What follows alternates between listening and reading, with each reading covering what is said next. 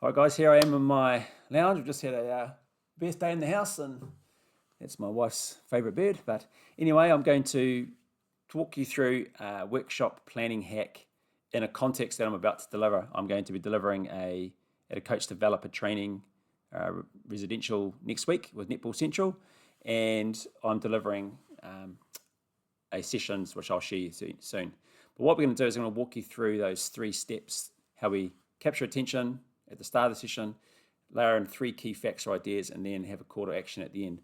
But we don't actually plan it in that order because that takes too long. So the session I'm delivering is on observation and feedback skills, and we want the coach developers to leave with some observation skills and feedback skills, but also that meets the needs of coaches, meets the needs of the coaches, so it's coach-centered. So that's what I hope they walk away with and that they go and implement. So that's taken a while to get real clarity on that and get really clear on that. Now that's step 1, but that's sort of like what we hope they leave. Let's get really clear on that. Now the 3 key points I'm going to try and get across in that session is, I want it to be coach-centered. So focus on the coaching needs. So for example, I might look at doing something, some role playing, like making a phone call before the coaching session. Hey, I'm coming to observe you tonight or next week. Is there anything you want me to look for, etc. So we might do some role playing and maybe some good and bad, and then give the people a bit of a practice at that, and also like what we do during it, and then maybe how we afterwards. So when's a good time to catch up? Do you want me to sit down in the training? Do you want to have a phone call? Do you want to catch up for coffee, etc. So putting the power in the coach's hands. So clear of that, we'll do a bit of role playing and practice that with the people there. Now the observation skills, like just doing objective observation. So I'm thinking I'm probably going to use my guitar on this one and coach someone the guitar. They observe and observe me objectively. What do they see, etc. Have a bit of fun with that. Then I'll get them practicing as well. Like one person coaches someone else, the other people observation. Probably groups of 3 type thing. Have a bit of fun with that.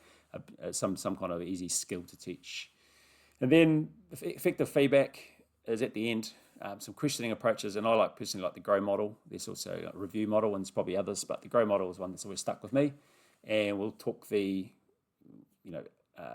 demonstrate that a bit, and then get them to practice that alongside the observation skills. So that's the key things that will be like really practical, focus, etc. Now that's the big chunk of the session. Now, as I'm planning this, while I was planning it, a story popped into my head, because what's that happens sometimes if you're trying to plan the story or the really cool, engaging opening hook at the start, but it can take like a lot of time, and you spend a lot of time trying to come up with something clever and creative. When I was planning it, this personal story came out around me being observed refereeing a few years ago. I was refereeing a sevens tournament, and a short story is the referee coach came up at the end and said, "Yeah, you started really slowly, but got better as the game went on." And I didn't know who the guy was. So, I'll flesh that story out and use that at the start to hook them in around the importance of the relationship and the connection, etc., and how they give feedback. But it's a story that we'll weave through. Not these guys. These guys have got a really good coaching relationship, you can see. So So hopefully that helps. So remember to start really clear on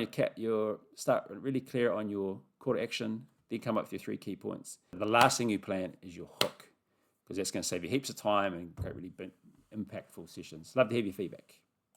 Thank you very much.